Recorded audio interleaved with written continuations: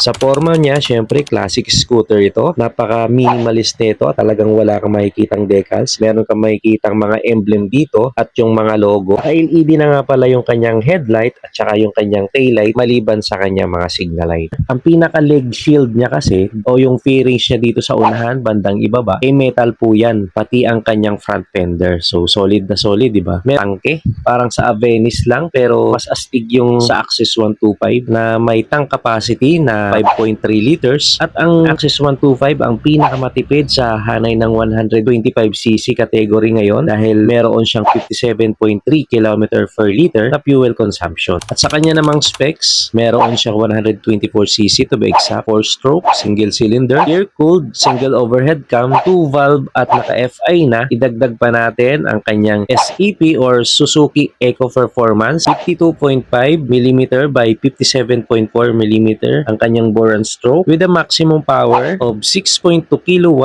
at 6,500 RPM at 10.2 Nm of torque at 5,000 RPM. Ang kanyang compression ratio ay 10.3:1. Ang kanyang starting system ay electric at ang kagandahan dito ay meron pa rin siyang kickstarter na bihirang-bihira na ngayon sa mga bagong labas na motor. Naka-TFT display po ito. Napaka-imposibleng maligaw pa tayo dito dahil may turn-by-turn navigation po ang motor na to sa tulong ng kanyang Ride Connect. Meron din siyang USB charging port ay may sukat na 24.4 liter. Kasyang-kasya dito yung ating mga half-face na helmet. Equipped din siya ng passing at hazard light. Meron na rin siyang engine start and kill switch at meron din siyang easy start system. At syempre, hindi din kinalimutan ng Suzuki na lagyan ito ng side stand interlock. Gusto ko din yung reflector niya dito sa kanyang bandang unahan, dito sa gilid na added visibility naman sa gabi. Sa unahan ay naka-telescopic fork.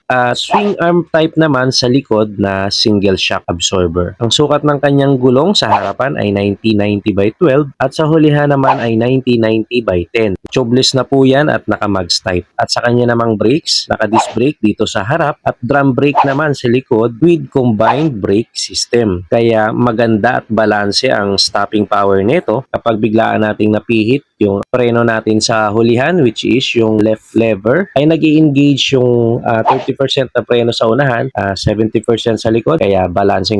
Goods na goods ito lalo na dun sa mga baguhan na hindi pa sobrang taas po ng 160mm na ground clearance. Meron siyang seat height na 770mm. Ang tanong, magkano ba?